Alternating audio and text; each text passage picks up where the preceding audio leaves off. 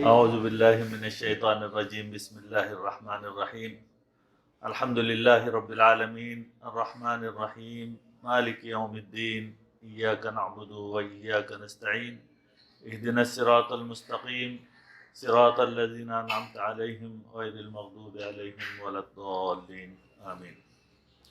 حضرت امامہ رضی اللہ تعالیٰ عنہ ارشاد فرماتے ہیں کہ ایک دن میں مسجد نبوی میں جا کر سو گیا۔ حضور پاک صلی اللہ علیہ وسلم نے حضرت امامہ رضی اللہ تعالیٰ عنہ کو دیکھا، ان کے قریب گئے اور پوچھا، یہ تو وقت مسجد میں رہنے کا نہیں ہے، باہر بازار میں جانا ہے، کچھ اپنی معاشی مصروفیت کے دیکھنا ہے، یہاں کیوں آئے ہیں؟ حضرت ابو امامہ رضی اللہ تعالیٰ عنہ نے حضور پاک صلی اللہ علیہ وسلم کی محبت اور شفقت بھری گفتگو کو سن کر فرمایا، اے اللہ کے رسول صلی اللہ علیہ وسلم، قرض نے میری پیٹھ جھکا دی ہے، میں مقروض ہو گیا ہوں، کسی بھی کام میں ہاتھ ڈالوں تو مجھے کامیابی نہیں ملتی ہے، تو میں اس لیے مسجد میں کچھ سکون کے لمحات کو تلاش کرتے ہوئے یہاں پر آیا ہوں۔ تو اللہ کے رسول صلی اللہ علیہ وسلم اپنا دست مبارک ان کی پیٹھ کے اوپر رکھتے ہیں اور فرماتے ہیں، اے ابو ماما، کیا میں آپ کو کچھ الفاظ سکھا دوں جس کے ذریعے سے آپ اللہ کی حضور میں مدد طلب کر سکے؟ تو حضرت ابو امامہ رضی اللہ تعالیٰ عنہ نے فرمایا، کیوں نہیں یا رسول اللہ۔ اللہ کے رسول صلی اللہ علیہ وسلم نے ان کو یہ دعا سکھائی، اللہم انی اعوذ بک من الہم والحزن واعوذ بک من العجز والکسل واعوذ بک من الجبن والبخل واعوذ بک من غلبۃ الدین وقہر الرجال۔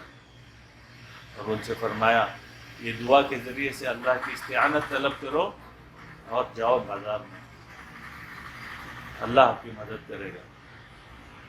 حضرت ابو امامہ رضی اللہ تعالیٰ عنہ کہتے ہیں کہ کچھ دن ہی گزرے تھے کہ میری حالت جو ہے تبدیل ہو گئی اور مجھے اپنی زندگی کے خوشحال لمحات میسر آنے لگے، میرا قرض ادا ہو گیا، میں اپنی معاشی زندگی کی مصروفیت میں میرے اوپر بھی کچھ ایسے لمحات گزرے، تو میرے مطالعے کے دوران مجھے جب یہ حدیث اور یہ الفاظ مجھے میرے سامنے آئے، میں نے بھی انہی کلمات کے ذریعے سے اللہ سے استعانت طلب کی، تو اللہ کی مدد ایسے آئی کہ میرا قرض کا بوجھ مجھ سے آسان ہو گیا اور میری زندگی میں بھی خوشحالی کے لمحات آ گئے۔ تو آئیے ان الفاظ کے معنی اور مفہوم اور انسان کی زندگی کے اندر یہ الفاظ کیا کردار ادا کرتے ہیں، اس کے اوپر تھوڑی دیر گفتگو کریں۔ اللہم انی اعوذ بک من الہم والحزن، اے اللہ میں تجھ سے پناہ مانگتا ہوں ہم اور حزن سے۔ ہم بولتے ہیں فکر کو، ہمیشہ فکر میں رہنا، کیا ہونے والا ہے، آگے کیا ہونے والا ہے، ابھی مودی آ گیا نا، کیا کریں گا، ہمیشہ اسی فکر میں رہنے والی چیز کو ہم کہتے ہیں۔ مستقبل کا غم، کیا ہونے والا ہے۔ اور حزن کہتے ہیں ملال کو، یعنی گزری ہوئی زندگی، ارے میں نے ایسا کیا نا، یہ فیصلہ لے لیا نا، ایسا ہو گیا نا، میں کیا کروں ابھی، ارے اتنی غلطی ہوگی نا۔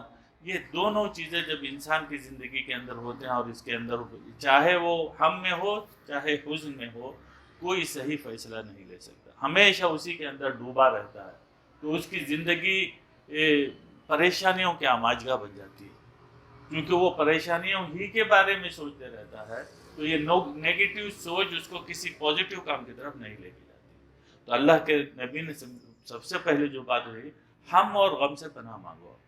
جب انسان کے اندر جو ہے نا مستقبل کے فیصلہ کرنے کی، کچھ ڈیسیشن لینے کی کوشش کریں گے، نہ اس کو مستقبل میں گزرے ہوئے لمحات کی جو نہ فکر ہونی چاہیے، نہ آنے والے دنوں میں کیا ہونے والا۔ توکل کریں، پلاننگ کریں اور اللہ کے اوپر توکل کر کے عمل کرنے کی راہ تلاش کریں۔ یہ جو ہے بات بہت اہم ہوتی ہے، اس کے ہم جو ہے نا اپنی زندگی میں اس کو اختیار کریں تو ہماری مصیبتیں اور ہماری پریشانیاں دور ہو جاتی ہیں۔ دوسری چیز جو اس دعا میں فرمائی، اللہم نعوذ بک من الہم والحزن نعوذ بک من العجز والکسل۔ عجز، کسی کے سامنے جھک کے رہنا، دب کر رہنا۔ جو آدمی کسی کے سامنے دب کر رہ رہا ہو، کیا کارآمد کام کرے گا، کیا پروڈکٹیوٹی اس کے اندر آئے گی؟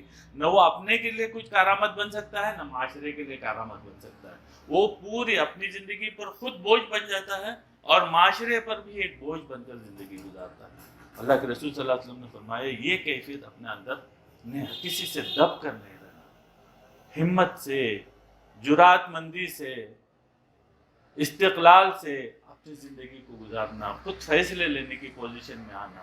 یہ جو ورڈز ہیں بہت اہمیت رکھتے ہیں. اللہم نعوذ بک من العجز والکسل. ایک انسان کے اندر بہت ساری خوبیاں ہو سکتی ہیں، ہزاروں خوبیوں سے بھرا ہوا انسان ہو سکتا ہے.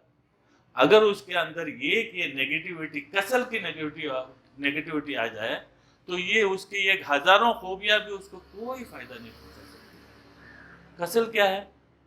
سستی، ٹال مٹول کرنا، کام کو وقت کے اوپر ادا کرنے کی کوشش نہیں کرنا، اس کے لیے ہاں نہیں میں کر لوں گا بعد میں، ہمیشہ ٹال مٹول میں رہنا، یہ جو ہے سستی ہے. انسان کی زندگی کے اندر سستی جو ہے نا ایک یلو پیچ ہے اس کی زندگی میں، اس کو کبھی جو ہے نا اس سے کامیابی نہیں ملتی. اس کو اللہ سے دعا مانگنا، سوئے تو اٹھنے کی فکر نہیں، اٹھا تو سونے کی فکر نہیں. آدمی کے اندر سستی ہے، آدمی ایسے ہی تو کام کرنے کے لیے چستی دکھاتا ہے، لیکن میری زندگی کے اندر، میری جان کے اندر، میری شخصیت کے اندر سستی ہے یا نہیں ہے دیکھنے کا ایک آلہ ہے. وہ خود دیکھنا چاہیے کہ اگر میں وقت کے اوپر سونے کی پابندی کر رہا ہوں نہیں کر رہا ہوں، وقت کے اوپر میں بستر پر جا رہا ہوں نہیں جا رہا ہوں، اور جب مجھے کوئی اٹھائے یا میرا وقت ہو جائے تو میری نیند اڑ جائے تو میں جلدی سے بستر سے اٹھ پاتا ہوں یا نہیں پاتا ہوں. اگر آپ جلدی سے بستر سے اٹھ پاتے ہیں، آپ کی نیند کھل گئی تو آپ کے جسم کے اندر جو ہے نا وہ انرجی رہتی ہے کہ میں اٹھ کر نیا کام کرنا ہے. سوتا کیوں ہے انسان؟ فریش ہونے کے لیے. پھر سو کر اٹھنے کے باوجود بھی جو ہے نا کسل مندی اور اپنے آپ کو یہ کرتے رہنا، اسی بستر کے اوپر لڑتے رہنا، میں پھر 2 منٹ 5 منٹ سو جاؤں، اس کیفیت میں آ جانا، تو سمجھ لیجئے کہ میرے اندر کسل مندی ہے. اس سے دوری کی دعا مانگنی چاہیے، اس سے دوری کی کوشش کرنی چاہیے. سستی خور انسان کچھ بھی نہیں کر سکتا. اللہم نعوذ بک من الہم والحزن واعوذ بک من العجز والکسل واعوذ بک من الجبن والبخل. جبن بزدلی کو کہتے ہیں. بزدل انسان معاشرے کے لیے کیا دے گا؟ نہ اپنے لیے کیا کرے گا، نہ اپنی فیملی کے لیے کیا کرے گا، نہ اپنے بیوی بچوں کے لیے کیا کرے گا. اس کے برعکس اللہ کے رب العزت نے دلیری سکھائی ہے. دلیر ہونا چاہیے مجھے، بہادر ہونا چاہیے. یہ انسان کی پسندیدہ کیفیت ہے، یہ پسندیدہ صفات ہے. ہم خود، ہمارے سامنے اگر کوئی جبن والا آدمی آ جائے جو ہے نا ایک دم کسل مندی اور جبن، اس کے اندر جو بزدلی چھپی ہوئی، وہ ہم پسند نہیں کرتے ایسے آدمی کو. جب ہم ایسے آدمی کو پسند نہیں کرتے تو یہ کیفیت میرے اندر میں کیسے پسند کروں؟ یہ کیفیت مجھے پسند نہیں کرنی چاہیے. اگر کہیں کسی معاملے کے اندر میرے اندر جبن آ رہا ہے، میرے اندر بزدلی آ رہی ہے، تو سب سے پہلے مجھے اللہ سے پناہ مانگنی چاہیے، اللہ کے رسول صلی اللہ علیہ وسلم کی بات مجھے یاد کرنی چاہیے. اللہم نعوذ بک من الہم والحزن واعوذ بک من العجز والکسل واعوذ بک من الجبن والبخل. دیکھیں بخیل، اللہ کے رسول صلی اللہ علیہ وسلم نے فرمایا بخیل انسان جنت میں نہیں جا سکتا. بخیل انسان ایک ایسا ناکارہ انسان ہوتا ہے، اس کے پاس جو وسائل رہتے ہیں اس وسائل سے وہ خود بھی فائدہ نہیں اٹھاتا، نہ دوسروں کو فائدہ اٹھانے دیتا. پیسہ ہے اس کے پاس، جس کے پاس پیسہ نہیں ہے اس کو بخیل نہیں کہیں گے. پیسہ ہے اس کے پاس، وہ نہ اپنے اوپر خرچ کرتا ہے نہ کسی دوسرے اوپر خرچ کرنے کے لیے تیار ہوتا ہے. قرآن مجید ہم جب کھولتے ہیں، اللہ سے ہدایت مانگتے ہیں، تو اللہ رب العزت ہمارے سامنے قرآن کھول کر رکھتا ہے کہ جو ہے نا یہ تیری ہدایت ہے. سب سے پہلی جو بات ہمیں بتائی جاتی ہے الف لام میم ذالک الکتاب لا ریب فیہ، یہ کتاب ہے، ہدایت ہے متقین کے لیے، اس میں کوئی شک نہیں ہے. لا ریب فیہ ھدی للمتقین الذین یؤمنون بالغیب ویقیمون الصلاۃ ومما رزقناہم ینفقون. یہ جو ومما رزقناہم ینفقون ہے، یہ قرآن سے فائدہ حاصل ہونے والے کی شرط ہے.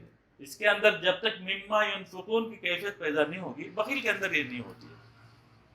اللہ کے رسول صلی اللہ علیہ وسلم نے کہا بخیل آدمی جنت میں نہیں جائے. سوچنا چاہیے کہ بھائی میں کہاں پر ہوں، کیسے ہوں.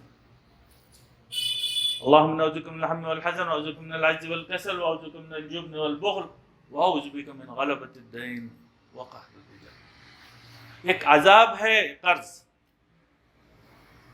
اپنی زندگی کو قرض سے پاک کر دیجیے۔ آپ کو ایک وقت دو وقت بھوکا رہنے کی نوبت آ جائے، اس کو گوارا کر لیجئے، اس سے کہ آپ کسی سے جو نہ قرض مانگ لیں۔ آدمی سے دب جاتا ہے۔ جن آدمیوں کو اللہ کے رسول صلی اللہ علیہ وسلم نے مسجد میں نماز نہ پڑھنے کی جو ان کی جو کیفیت، چند ایک لوگوں کو مسجد میں نماز نہیں پڑھنے کی چھوٹ ہے، اس میں سے ایک آدمی ہے جو قرض سے مغلوب ہو اور اس کو یہ ڈر ہو کہ مسجد میں جانے سے لوگ مجھے پکڑیں گے اور میرے سے قرض کا تقاضا کریں گے، اس کو اللہ کے رسول صلی اللہ علیہ وسلم نے گھر میں نماز پڑھنے کی اجازت دی۔ یہ چند کیفیات، یہ چند صفات، یہ جو نیگیٹیوٹیز ہیں، یہ نیگیٹیو پوائنٹس ہیں، اللہ کے رسول صلی اللہ علیہ وسلم نے حضرت ابو امامہ رضی اللہ تعالیٰ عنہ کے ذریعے سے پوری امت کو سکھایا ہے، اور مجھے اور آپ کو ان الفاظ کو پکڑ لینا چاہیے تاکہ ہماری زندگی کی پریشانیاں ختم ہو جائیں اور ہم ایک کارآمد اور پروڈکٹیو انسان بن کر اس معاشرے کے اندر کچھ دینے والے بن جائیں، معاشرے کو اپنے لیے بھی، اپنی زندگی کو اچھا کرنے والے بنیں، خوبصورت بنانے والے بنیں، اور ان کے ذریعے سے ہم ہدایت حاصل کرنے والے بنیں۔ یہ کچھ باتیں تھیں جو آپ کے سامنے میں نے رکھی۔ اللہ تعالیٰ مجھے اس کے اوپر عمل کرنے کی توفیق دے۔